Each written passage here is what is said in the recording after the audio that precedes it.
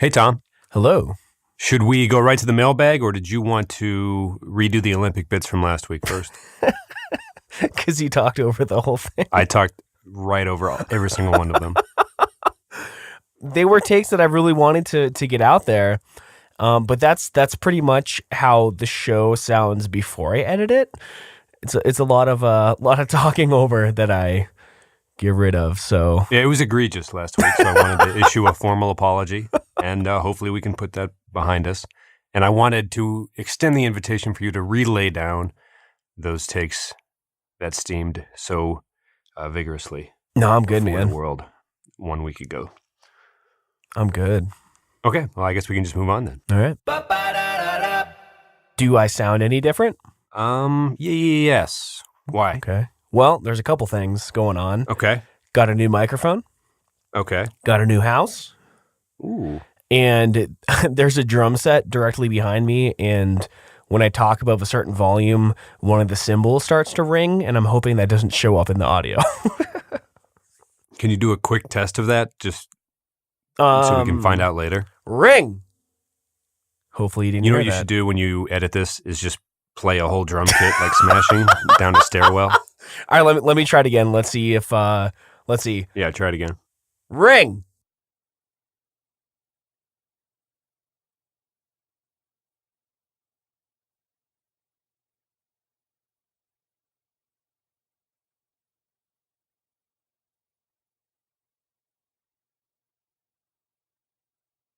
I think it made a bit of a noise. So yeah, I'm at the new house. I have the whole basement to myself. Spent like 8 hours tearing down the studio at my old place, moving it here, setting up all the panels again. There's like 400 feet of cables that goes into making my microphone make a sound. And yeah, it's... You have a lot of gear. Yeah, I do. It's way too much for the typical podcast, but you know, I do stuff beyond podcasting, so it is all at some point necessary. But yeah, it's too much. How many trips has it been? Are you completely moved, or are you still technically living at the other place as well? At the old place, what we have is 3 bicycles, 2 bar stools. Don't ask, but a surfboard. Okay. And I won't. I swear to God, I won't ask about the surfboard. And I forgot to take all the clothes that I have hung up out of the one closet. So I have some suits and sweaters at the house. But so what's the story with the 3 bikes?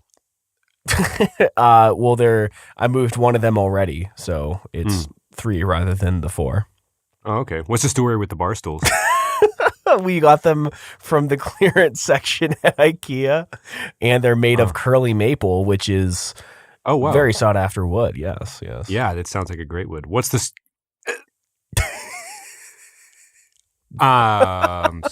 Sorry, had a little... Not going to go there. Not again. Not after last time. So you've been watching some Netflix lately, it sounds like. Yeah, Before we get into this, I need to let you know that you have one last opportunity to relay down those Olympics takes right here, right now. In front of the world, because once you enter through this portal into the Netflix takes, it's gone. So what's the deal with those skating dancers? Anyways, I mean, come on. Yeah, you wouldn't think you'd be into the sport at first, but then you watch for a little while. It sounds like. Anyways, they were good takes. That's all I'm trying to say. Oh, thanks, Pat. I listen to the point where I get upset with myself every week, so I've only ever listened to the first 10 minutes of every podcast. It happened pretty quick last week as well. So anyway, you've been watching some Netflix, as one does. Yeah, so I had today off because it's a holiday. I forget which one. It's one of them. President's Day. There we go. We're recording on a Monday this week. So I started to watch whatever Netflix suggested, and it was called The Mortified Guide. And we talked at length about Big Mouth in the past. And this episode, the first one, I don't know if they're all like this. I only watched the first episode, but it was kind of just your average people reading their diaries from when they were a kid, and this episode was all about their sexual awakening, and it was so funny and so relatable, and I feel like the things that they were discussing probably came up at like a storyboarding or a brainstorming session in Big Mouth. If you like Big Mouth, you might like that. I enjoyed it, and I thought, I know that you couldn't have watched it by the time we recorded this, but I think maybe next week we should discuss the episode and maybe some of our journal entries as kids. I thought that would be fun. We can do journal entries. Did you keep a journal? I did, and maybe that's something to save for next week, but I felt like they were telling these embarrassing stories, and I've been kind of on a kick of that lately with the dog walking with the little girls and the bad line that I delivered. And I don't know, I thought it was hilarious. I really enjoyed it, and I want to just get that out there, that if you're looking for something to do, talk it into what do they say? Talk it into existence. Right. Like Oprah coming on the show and whatnot. Just say it and it shall happen. Sure. We were talking a little bit loosely about doing our first international recording. Yeah. The plans are kind of in place for us to go to Kingston, is it? Or is it Windsor? I think he said he lives in Vancouver. No. No, Vancouver is near Seattle. Are you saying it wrong on purpose? Yeah. Oh, okay. So the idea would go to the Erie equivalent of a Canadian town just north of one of the Great Lakes and go to see an OHL hockey game and cheer on the Erie Otters with everything we got and do a live recording for just Matt, our one Canadian listener. There's two. Oh, there are two. Should we have them fight to the death? That's not where mine went. My mind went first, but I love your energy. You've always been a good brainstormer, and you get me excited about stuff. That might be punishable by law, but again, this is across the international borders, so we would, of course, have to do the appropriate legal legwork for launching any official contests that could take the lives of innocent citizens. But again, I love the energy, and I love the idea of – I've always loved the idea of cheering on the Otters, going into Canada and just being the worst fan ever. Right. in Windsor. I don't know why Windsor sticks out in my head, just because I think it is Erie, but not in the U.S. Well, the Otters played Windsor a lot. I do remember that. Right, yeah. Just go to a bunch of OHL cities in Canada and just be obnoxious. Cause terror on the town and just like, I don't know. It would be probably less, like most things that come out of my brain and mouth, it would be less amusing and less entertaining than it seems to me. But do you think that other OHL hockey team stadiums have a blimp that flies around the crowd dropping tickets? Because that was always my favorite part of the Otters games. That was nice. Like coupons for 10% off painting your whole house and like not even that great of coupons. But it was fun to watch the blimp fly, indeed. Yeah, I don't know. I want to see everything that comes with a small town, Ontario town hockey experience and how it stacks up to the very humble Rust Belty Erie PA Otter experience, which has the tagline, of course, "You Otter Be There." So I'm looking for cheesy taglines, blimps that drop bad coupons. Oh, yeah. But I also want to ask people if they get American nickels and stuff in their change. That's something that's always bugged me. So, which is actually a stolen bit from a pretty obscure That 70s Show episode. Not obscure, I guess, but it's one of the questions Kelso asks when they get arrested trying to bring beer across the border into Wisconsin. Anyway, it's a pretty obscure show. You've probably never heard of it. It's pretty underground. Yeah. Topher Grace, you don't see him much, but he used to be a cult following. So yeah, so if we're not doing Netflix this week and we're doing it next week, do you want to go back to the house stuff? Yeah, sure. So it went well, the move? Yeah, it was kind of brutal. We have a lot of stuff, but I was very lucky that a coworker and a friend of mine, Jimmy, was able to convince his dad to let us borrow one of his trailers. So he drove a trailer down from the mountains. We loaded all our big furniture and our bed in the truck and trailer, and he saved us maybe 8 trips by doing that. And Our new place isn't too far. It is, I think, 15 kilometers. And that's right. I'm still doing metric system. Okay. It's like 20 minutes or so from our house. How's the kilometer thing going? I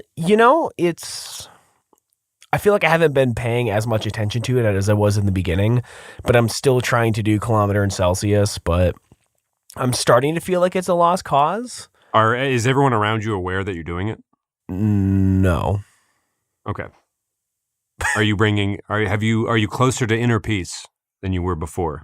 It might be a little more anxiety because I look at the speed limit signs and I have to try to do a conversion in my head.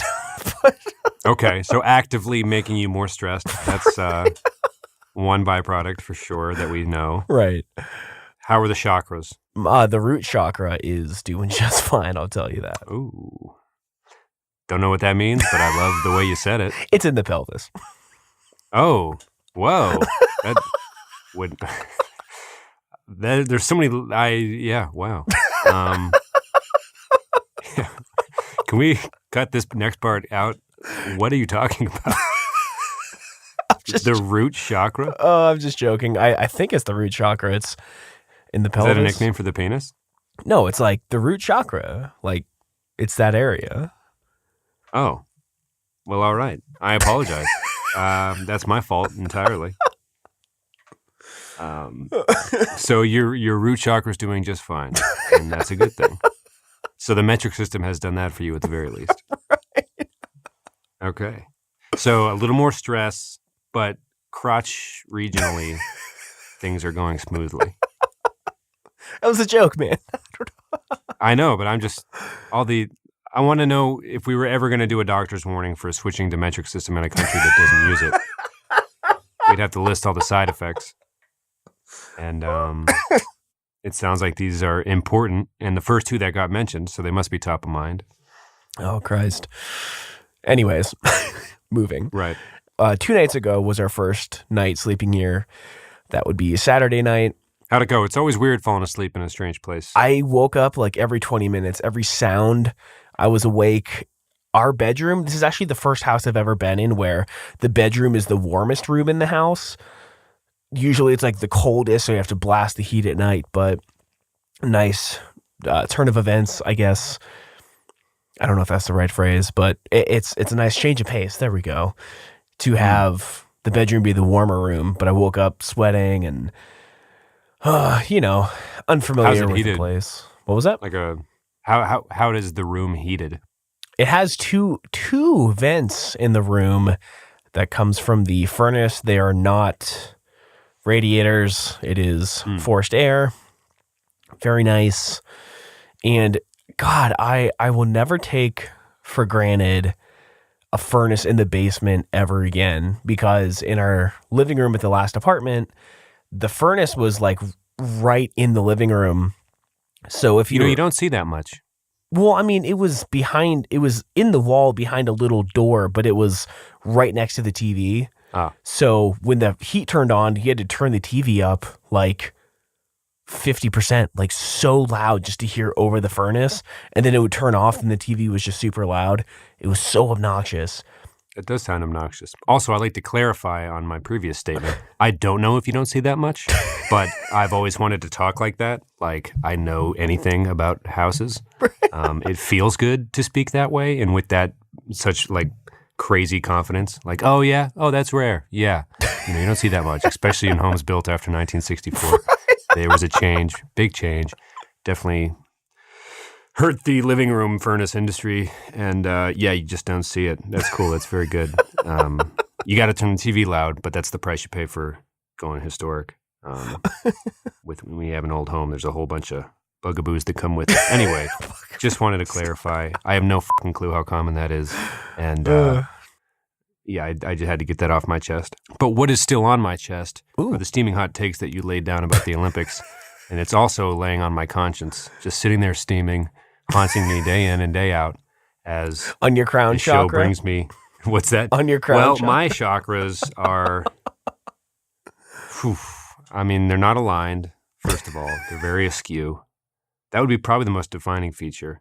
And then I tried to go for a massage, but my shoulders tickle, so I never could get through one. Gotcha. So the chakras are just f***ed 3 ways towards the weekend for sure. So not a good chakra situation. I have no idea how my apartment's heated, and It's a radiator. It's going downhill quick. Yeah. Oh yeah, you spent like one night here. You already know more than me. Well, I can hear it clinking around and turning on in the recording. Oh, yeah. Well, I guess so. I lied again. I do know it's a radiator, but I thought it would have gone more smoothly. Damn. Had I not calling known you for out. the I'm instance. ruining the jokes for you. Well, I ruined your crotch chakra, which is a fun thing to say. I'm learning now as I say it. I ruined that for you. It's been a bumpy ride. Hell, it's a metaphor for life, my man. What were we talking about? Moving? Yeah, I don't know. I forget. But yeah, man, the house, I'm loving it. I let Levi out 3 times and didn't even have to put him on a leash. I just opened the door and he went out in the yard. Do you leave the poo or do you mark the poo?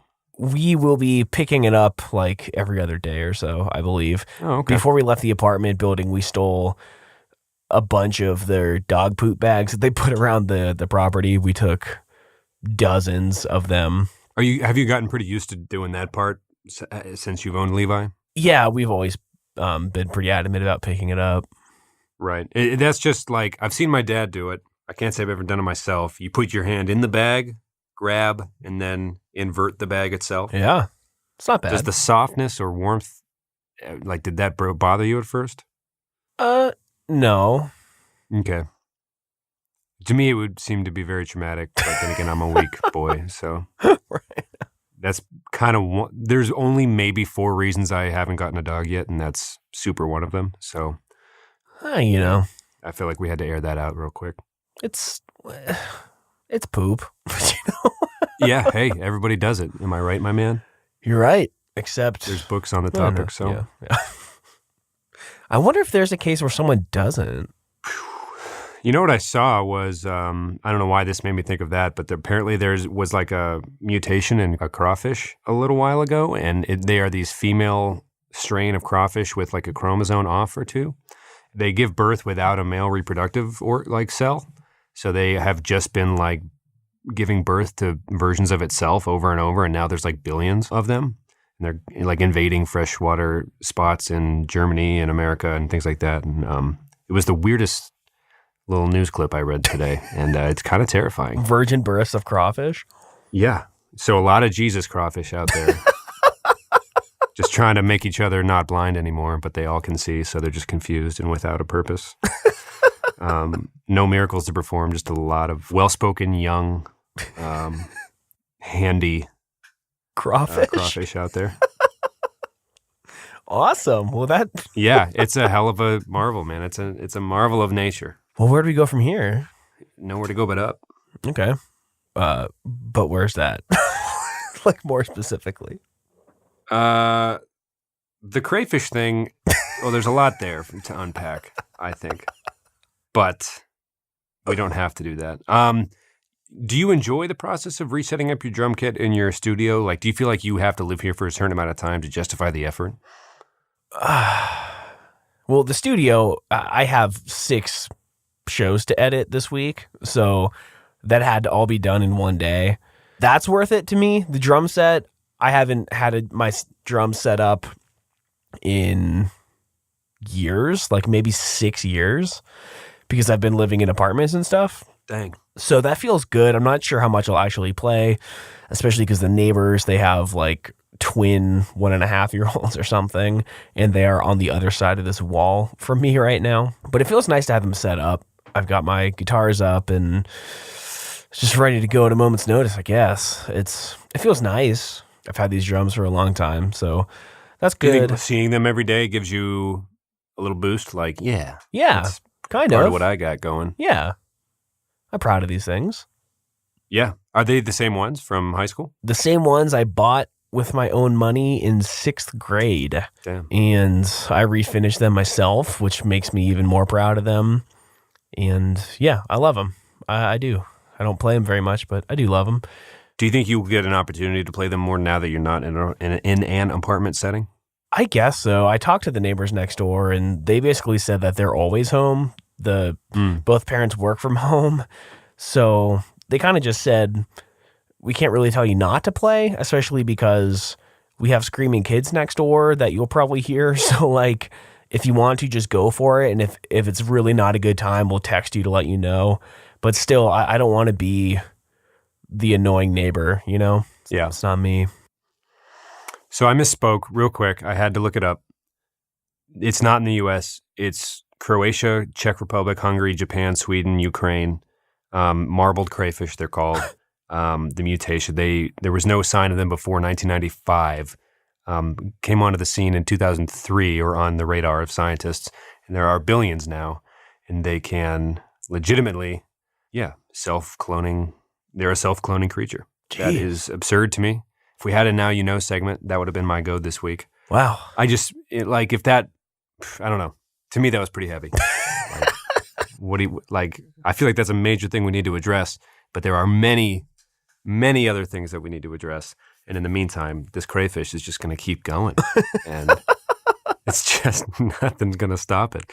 There's so many other things to get to. But this seems pretty real. Like, that's not nothing, right? Self-cloning, like, actual animal on Earth. Again, plenty more worth going after and putting our time and resources towards. But in the meantime, it's going to still be there. I mean, should we talk about our plans for an uprising? I think it's worth having a plan. Because at some point there's going to be, these things are going to be coming out of our freaking ears, man. That's how real this, if they get to the Great Lakes, Lord knows. Step aside, Gobi, because there's a new invasive species in town, and they don't need no man. It's going down, and it's going to be, World War III, maybe 5, give them some time to grow thumbs maybe, or develop thumbs. Ooh.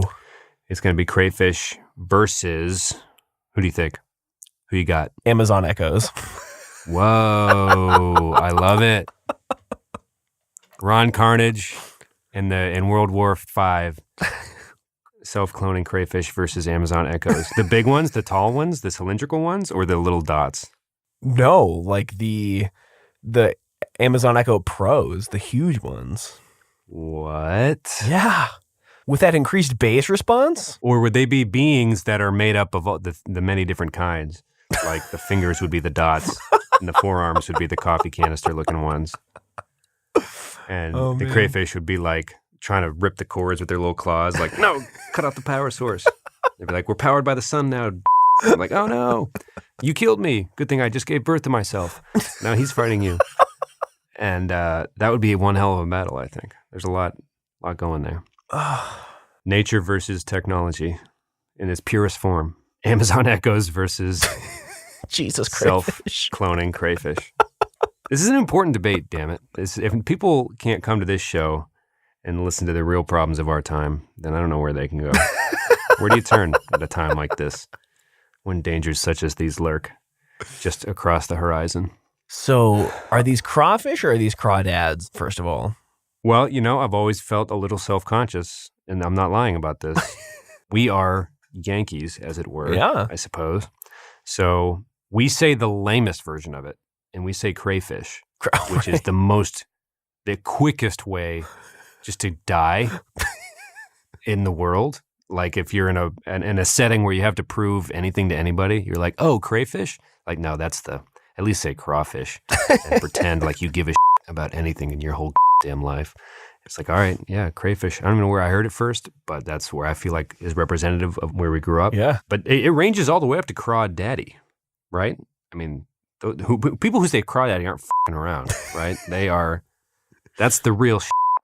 Like, I knew a guy from Louisiana once who called me Cher all the time, which is, what? I'm like, this is on a whole nother level. He said crawdaddy. I didn't question it. I just let him talk, let him take over. He adopted me. He became my papa. And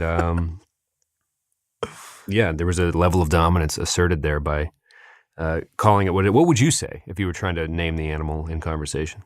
I think I'd say crayfish. Yeah, right? But would you be willing to admit that, like, regionally, like if you grew up in Louisiana, that would not be the right thing to call it, and they would use it more in their cuisine and things like that, right? So you would assume, would crawdad be the most? Is that the compromise? Or I'd say whatever they wanted me to say. Yeah, I guess it's not that important of an issue until they take over.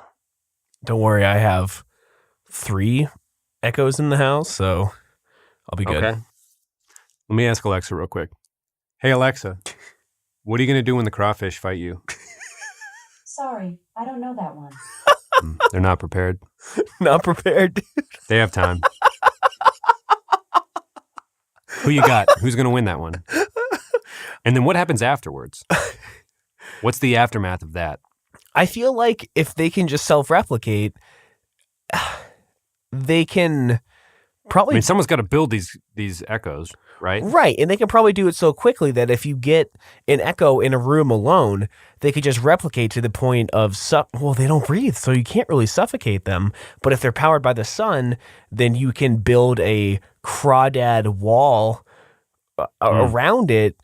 Who's going to pay for it? Out of the sun, and then eventually his battery will die. Okay.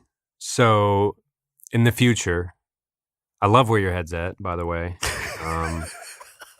because I love picturing this. There's going to be, what's a movie where that's happened? Or like a school of fish, right? A bunch of creatures acting as one giant thing. Or like when the Power Rangers would connect into one big robot to fight the other big robot. These crayfish are coming together to form an umbrella, like a sun, to keep the sun off of. Kind of, yeah. So they're going to make a big shade area, and they're going to gather all the Alexas, and then just watch them slowly power down. Yeah, exactly. Damn, that's a lot less vicious than I was hoping. But I think you're probably right. Not a lot of bloodshed there. Just kind of like, ha! Gotcha, bitch. Hopefully they won't have also built-in capabilities to be powered by the wind, or else then I think we're all fucked. Or you could program the Alexas to join together, I guess, build themselves. Could you have a self-replicating robot species? That would be dangerous, right? I feel like there's a lot that goes into that because you need to mine the raw materials for the Alexas, right? I mean, true. They can't just... maybe they can. But if the just assembly clone line their workers were the electronics. products themselves, I mean, there's a lot there to unpack, I suppose. Oh, God. Yeah. Did we just write season 5 of Black Mirror? Yeah, dude, it's over. Phone it in. What happens? All the humans are going to be playing that Star Trek game, and where they're just in their own brains, Right. conked out with their pants at their ankles in their own apartments. Meanwhile, Alexas nationwide are going to be building themselves while the crayfish will be our only hope, and we'll be missing the greatest sci-fi story ever told. Just dreaming about like weird Captain Kirk impressions. Or no, what's his? Yeah, Kirk, right? Yeah. I don't know. I've never seen Star Trek. I see. I guess I haven't really either. Yeah. But his name is Kirk, right? I think so. What's the actor's name? William Dafoe? No, that's not Willem Dafoe. Shatner? That's William Howard Taft. Schaffner. Yep, that's what it is. Anyway, God. I'm rooting for the crayfish. I got to go nature on this one. I need it to happen. I think I'll go for the Alexa because they're the underdog in the story. Are they? Yeah, totally. How? Because We're talking about crayfish. Put it on the poll. Put it up on Twitter. Crawdad Who would be v. the underdog in Crayfish. this scenario? Is it the Alexas who can join together magnetically and form like a human Alexa who... Sorry, I think I just set mine off again. Who can build themselves, or crawdads who are just crawdads. I feel like they're the underdog, hands down. You got to root for them. They don't have thumbs. Neither do echoes. Right, but in this future, we're envisioning like Iron Giant versions of Alexa built out of tiny Alexas.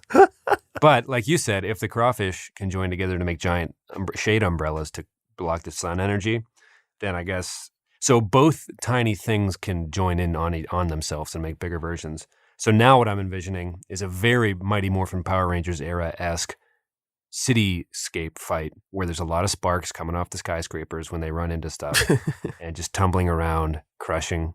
You know, they never showed the carnage, what the robot feet were doing. Anyway, maybe that's how it'll play out. Okay. God, I wish we had the reach to ask someone to animate a fight scene for this. I don't know any. Actually, the person I share a wall with is a digital animator. Whoa. What if we can pay him like $10,000 to animate a 1992 era Power Rangers fight scene of Amazon Echoes versus Crawdaddies? I love it. I'm into it. Okay, we will put the GoFundMe link in the show notes, and we'll start raising money now. All right. Or you know what we could also do is create a GoFundMe for a charity or something. But this seems important too. I do like that. I do like the idea of seeing it. But we can move on if you want. I actually was taken aback when I was reading the magazine. That was like a solid 17 minutes. It really, I was like, what? I mean, what are we going to do? I rarely have that thought actively. And there's so much horrible, horrible stuff happening in our world. Did you say they were freshwater? Yeah. And they just wreak havoc. They're not going to cross the ocean. Yeah. But I mean, like, that's the thing is like, I think it started, I didn't get a chance. We're on the air, so I didn't get a chance to like tune out and just read the whole article. But this was just a snippet. But they didn't say whether or not it was like a pet that was thrown away. But there was one. It was kind of like how humans started having blue eyes at one point. Like there was one mutation, and then that grew from there. That's actually how it went. This was just one mutation that allowed that one. So every single one of these crawfish came from that one, right? Like, isn't that insane? I know I'm repeating myself 4 times over already, but that is the most insane thing. I mean, that's how that always happens. Everything came from just one thing. Tom, we're talking about no male reproductive part. That is not always how it happens. That is quite rarely how it happens, if at all, ever in the history of nature. Well, here's the thing. Right? There's also a huge difference between an organism that has both reproductive parts and one that just has virgin births. Like, that's not a unique thing in nature. There are other things that... Right, that's a fair point. I think they're mainly plant-based, though. Right, I was going to say, how many of them have claws, man? This is very jarring news. Like, you're not wrong, and I appreciate the correction on how often it happens in nature. That's fine. I will concede that for sure. But also claws on this instance, which makes it incredibly crazy, man. There's going to be so many. Such a large number. It's just comical to me. Lots of gumbo. That's what they able to throw us. We can move on. We can move on. I just needed to dump that on you. Okay. Real quick. We can do it. Let's go to the mailbag. Okay. You want to go to the mailbag? Sure. So we can totally shift off this? Sure. I don't think we have a jingle for this one, but it's probably fine. And this is physical mail that we're receiving at the Reminiscent headquarters, correct? Well, you know what we always say, Tom? I know you always ask us to stop reading them. But folks, we'll stop reading them when you stop writing them. That's right. That's what we say. Hey, that's what we say on this show. Longtime listeners know this. This is a letter from Josh in Phoenix, Arizona. Hey, guys. Not a huge fan, but I'm curious if you're ever going to do a live recording. Some of us have no idea what you look like, or you always talk about going to Canada and filming there. Just wondering if you have any plans to bail on the current format and do anything experimental in the future. It's a good question, Josh. What do you think? What do you think, Tom? I think we will definitely find ourselves in the far reaches of Canada someday. Right.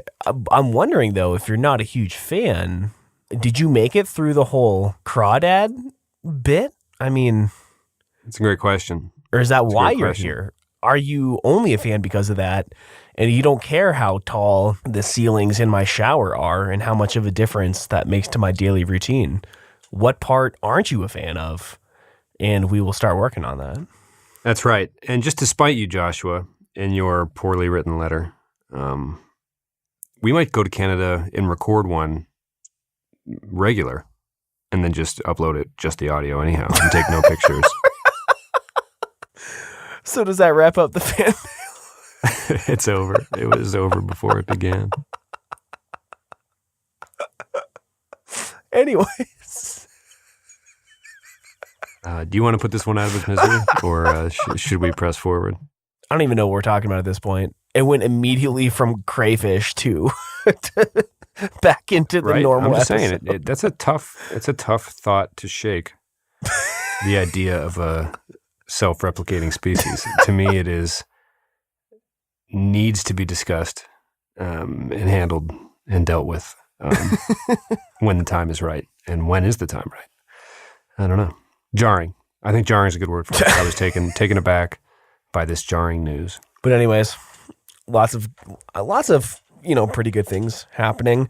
I've got some real big news I want to share with you off the air because it hasn't been discussed here at all yet. I don't even know if I've talked to you much about it, but I don't know, man. I just feel like despite the virgin-born crawfish epidemic, there's just good things happening, and I'm excited about it. I know there's good things happening with you too. You think the army of crawfish is a good thing? No. You would lump that in with whatever beautiful news you're about to lay on me? It's going to lead to a war with robots, man. We've been over this. This isn't just some offhand good news we've been sharing as chums from the old neighborhood, sharing a drink and a couple of laughs.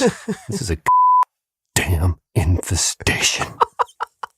So let me sum up this episode real quick in case anyone's been totally lost this whole time. I moved. I got a new mic. We talked about Netflix a little bit. We talked about... Right, which was on the show notes, which was on part of the plan. Yeah, that was the plan. And then we talked about crawfish, possibly crawdaddies, for about 20 minutes. Put that on the poll. Crawdads versus crawdaddies versus crayfish. We talked for like 15 minutes that we're inevitably going to cut out because it was just nonsense. And we went a little bit into some follow-up on my freelance work, right back into the crawfish or crawdaddy. And now, hey, I think it's... We had a plan. We had a main topic. We decided to shelve it, and we had to talk about something else. So the most pressing thing that I have in my mind, it came out. And we talked about root chakras. So what more could you ask for? Do you want to do Drunk Millennial? Sure. And now for Drunken Nostalgic Millennial. Bop it. That was Drunken Nostalgic Millennial.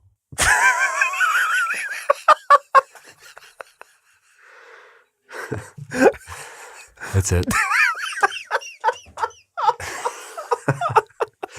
Did you when we were writing them for this week, I wasn't sure if you were gonna, did you ever have that game? I had Bop It Extreme with the spin it and the flick it. Oh yeah. It was extreme. It really was a very addicting game. So let me just point out that was a twofer because you said Mmmbop it. If you remember, Mmmbop, the song made famous by Hanson.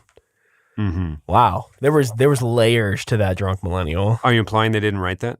Maybe they didn't. They were like, what, 4? You ever look at the lyrics to that song?